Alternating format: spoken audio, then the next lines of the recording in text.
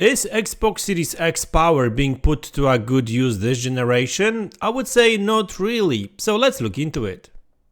But before we look into it, let's check iniba.com. They offer games for Xbox, PlayStation, Nintendo and PC, and as always they've got a ton of games on sale like this Like a Dragon and Tekken 8 sale. So let's check it out. There's a ton of different offers here, so let's go with this one. PC is the way to go, I would say. The cheapest option in my opinion. But anyway, so Tekken 8 is getting a very good scores, reviews, I mean. So let's put it to the cart. So buy now. Also, you can add some more games to the cart. So there's Spider-Man over here or Ratchet and Clank. Yeah, why not? So let's add it to the cart. And all you have to do now is just proceed to checkout and select a payment of your choice, and voila, that's it, you're done. So guys, iniba.com, you will find the link to this website in the description of this video below. Okay guys, so today I would like to talk about Xbox Series X.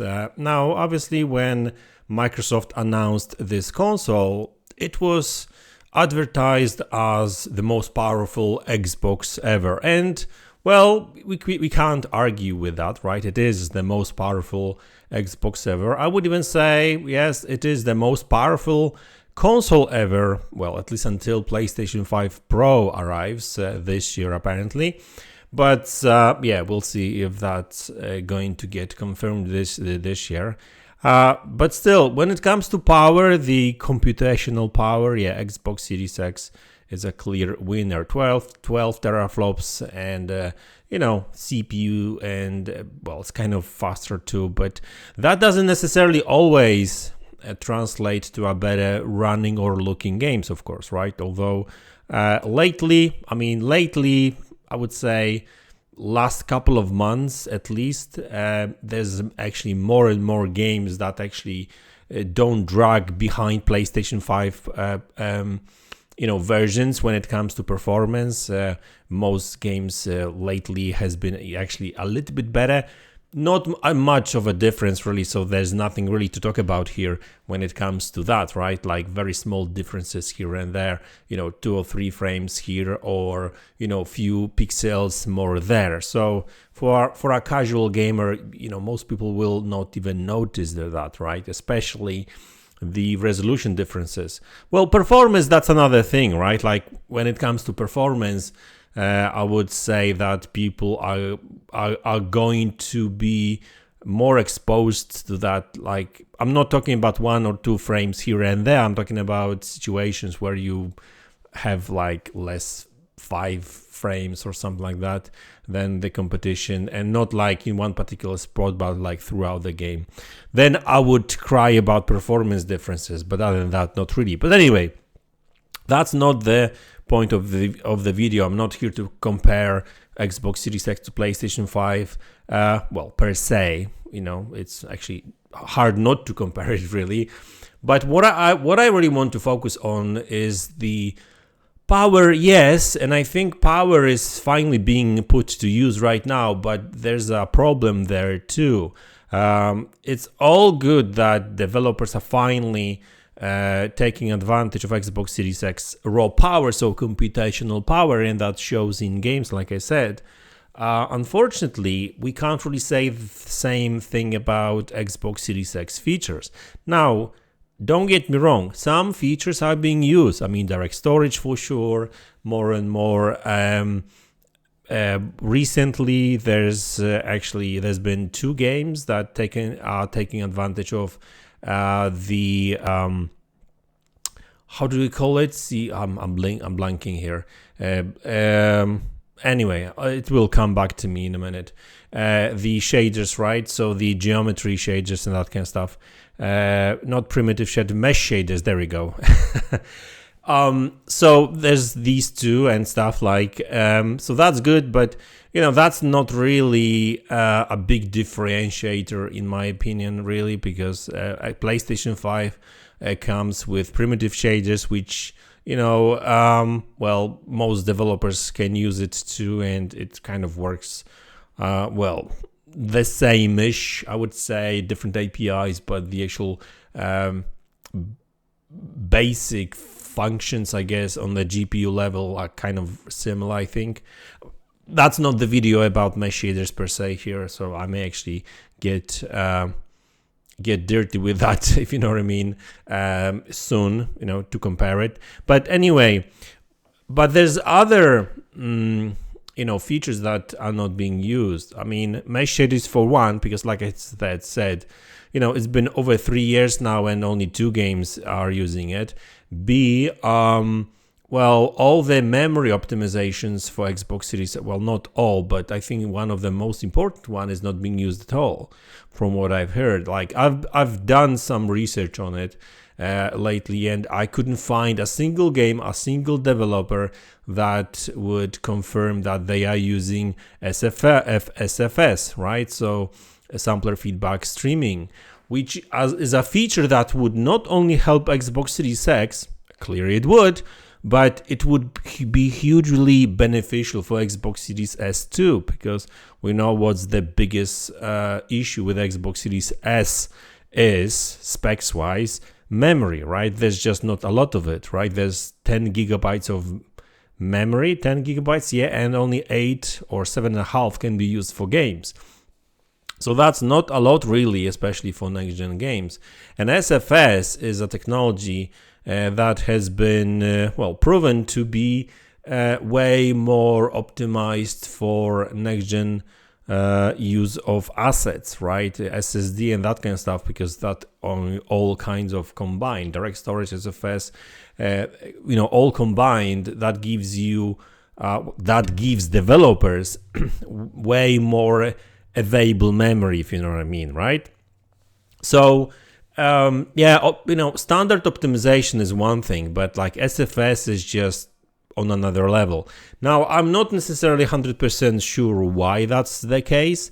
I've did ask around, but nobody was able to tell me like a straight answer on that, right? It's probably one of those things that developers just need to get used to, some of these features, like mesh shaders, for example. Unfortunately, mesh shaders is so, not necessarily hardware heavy, but it affects a certain GPUs on PC, for example, and just developers were not necessarily interested in implementing mesh shaders because there wasn't just enough of GPUs available on the market to take advantage of it, right? And mesh shaders have been available for 6 years now, I think, some maybe 5-6 years, and only now there's enough of GPUs out there that can utilize it, right? That's the market saturation.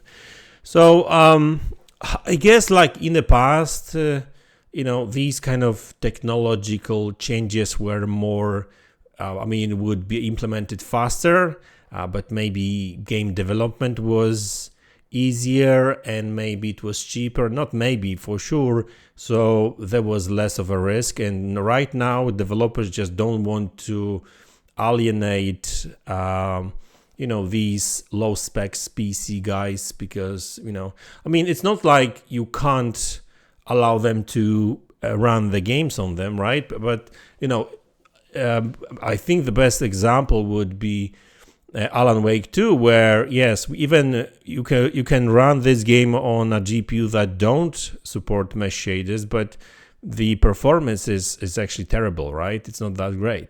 So my problem with Xbox Series X right now, biggest one, is that unfortunately still not a lot of some of these features are still not being used like so many years later. Like Starfield is not using most of these technologies. Even Forza Motorsport, which I thought would use it because Turn 10 was always on the cutting edge of technology when it comes to game engine, that kind of stuff. But let's face it, Forza Motorsport came out hot. Now they are just providing more content, updates. I don't know. For some reason, I even think that recently I played Forza Motorsport. I had a little bit of break from that game for like a couple of 2 or 3 weeks really, and I came back and I don't know. Maybe that's my eyes going wrong or something, right? No, I don't know. But I think it looks like Forza Motorsport looks a little bit sharper now. So it looks like they improved graphics a little bit there. So we'll see how that goes. But Forza Motorsport is not utilizing mesh shaders either, right? So you would imagine a first-party developer would use it, but they don't use it. I mean, maybe they will in the future. Who knows? But maybe it has something to do with the fact that like initially that game was being developed for Xbox One and Xbox One X2.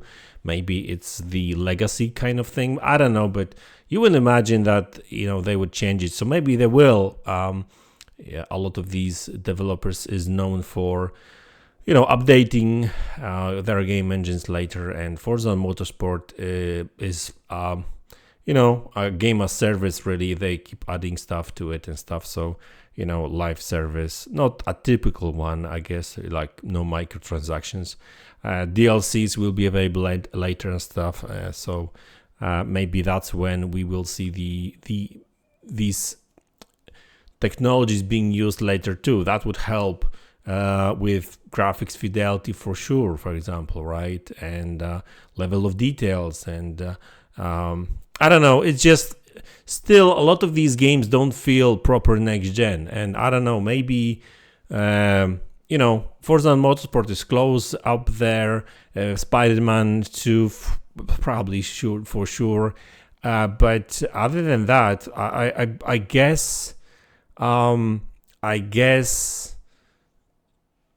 Hellblade 2, yeah, that looks fantastic, but I still need to play that game. I just want to know more about it and see that in action. I want to see what's the cutscene, what's the, it's still in engine obviously, but what's the actual game looks like, if you know what I mean, during the actual combat or exploration, that kind of stuff. So, Xbox Series X power, raw power is being used for sure, especially lately. I would say last 8 to 9 months. There's been quite a lot of games taking advantage of a good advantage of Xbox Series X finally. Xbox Series S is actually doing quite all right too. But still, we're not there yet. Unfortunately, a lot of these next-gen features takes a lot of time to update and to being implemented, right, by developers. It's kind of cool that, Microsoft just throws all the money in research, in development, and in adding a lot of these features. And it's not like Microsoft invented these features. Like, these features are DirectX 12 Ultimate compatible. So you get these features on NVIDIA and AMD cards, right? But still, I think that I am a little bit disappointed, I guess, that some of these features are still not being used. Like I said, like mesh shaders, not too many games using it. SFS, still, I don't think, well, hey, let me know if I'm wrong. Maybe I missed some developers confirming that, but as far as I know, not a single developer, not a single game is using SFS right now on Xbox Series S or X or PC, right? Obviously, it's not on PlayStation, if I'm not mistaken, but I don't know. That needs to change, and I'm sure that like the more games we'll get in the future, some of these features will. But I think that it's funny. I think that most of these features we'll see in work probably in games that will be coming out towards the end of this generation. Now, whether end of this generation is going to be 2026 or 2028, depends on which rumors you believe.